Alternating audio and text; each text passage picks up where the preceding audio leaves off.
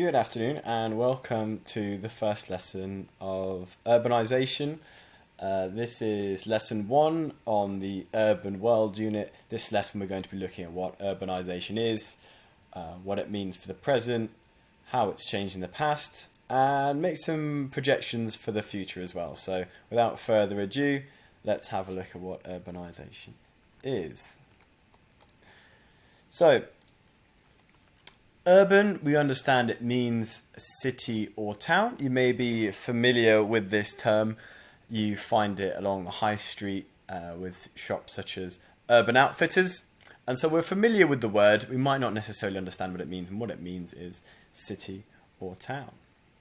So the opposite of urban is rural. Rural means the countryside. So urban, city, rural, countryside. This isation at the end of a word, it implies some kind of process. So urban, city, isation, process. Urbanisation is the process of growing a city or a town. We find that urbanisation around the world is increasing, and we're just going to have a quick discussion about why that is. It's largely because the population is growing. Here on this graph we can see the growth in human population over time. We can see in 1800 the population of the world was around 1 billion, and in really just over 200 years that's increased nearly, not quite 10 times, but perhaps by the year 2050 we could be looking at a population of about 10 billion. So in 200 years the population has exploded from 1 billion to now over 7 billion, and there's no sign of that slowing down at all. And so we've got to think, where are we going to put these people? Where are all these people going to live? It's not realistic to expect everybody to have lots of space when they grow up, because if there's more and more people, we've only got one planet and we've all got to share, haven't we? And so what we're finding is that increasingly people are moving towards cities where you can kind of compact people and people can live a bit more efficiently and need a lot less space than people who live in the countryside. And this is happening to different extents all over the world. So this graph here shows the urban population of each country. Now then, we can see in countries like the UK over here, we've got a nice dark purple colour here. And I'll refer you to the key on the left-hand side. This dark purple colour indicates a very, very high urban population. That means this country has undergone a lot of urbanisation. Its cities have been growing. Where it's this sort of yellow colour, that suggests that it hasn't really had much urbanisation yet, and very many people still live in the countryside. So we see in the UK, we're looking at very high urban population. A lot of Europe as well, particularly Western Europe. We see France, Germany, we see high urban populations. In the US too, Australia, New Zealand. What these countries will have in common is they're generally quite wealthy countries, and that's something that we'll revisit a little bit later in the lesson. We see the countries that have got the really low urban populations. We've got Ethiopia here, we've got Malawi here, Uganda here.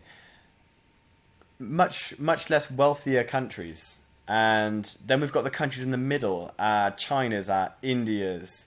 We've got Pakistan here as well. Nigeria, which we discuss a little bit later. These are countries that are sort of in the middle. And again, that sort of reflects their economic position as well. The rich countries have high urban populations. Poorer countries have low urban population generally. And the countries in the middle sort of have urban populations that are sort of in the middle. That makes sense, right? So we can see over time that urbanisation has changed. The rate of people, the number of people living in urban places has generally increased. We've got a nice projection into the future here as well. So we're the year 2020, just here. We're looking at just over 50% of people in the world now live in urban environments. And we can see how this is changing over time. So in 1950, we're looking at 30%. In 2050, we're looking at over 60% of people. So that's double in 100 years, double the number of people who are going to be living in cities compared to towns. And that's, again, a reflection of population growth. So, richer countries are more urbanised. The urban population of the UK and the UK is a rich country. Instead of using rich country, we like to use this geographical term, an HIC. HIC means high income countries. So from this point onwards, I won't be saying rich countries, I won't be saying poor countries, I'll be saying HIC and the equivalent, which we'll see in a second. The urban population of the UK is 82%. That's very, very high. 82% of people in the UK live in a city. The urban population of Malawi, an LIC, a low-income country, is below 20%. There's a very, very close relationship between how wealthy a country is and its urban population. So the world average is around 40-odd%. We find then that as countries get richer, a high proportion of that country's population will live in an urban area. So what does this mean for the future then? We know that the UK's got a very, very high urban population. It might stabilise, but there are some countries where the change is happening very, very rapidly. There are different rates of urbanisation across the world. Some countries are urbanising very, very quickly. Some are urbanising very, very slowly. And what we find is the countries with the largest growth in urban population are also the countries that have very, very high economic growth. The countries that are growing very, very fast, that are becoming increasingly important, these are also the countries that have got growing urban population. As I said before, there's a very, very strong link between the two. The countries that are doing this most, and most importantly, are India, China, and Nigeria. Countries that are very, very important, come up a lot in GCSE AQA geography, and we need to have a good understanding of how they work. Huge populations, fast rates of economic growth, and particularly important for this lesson, high rates of urbanisation.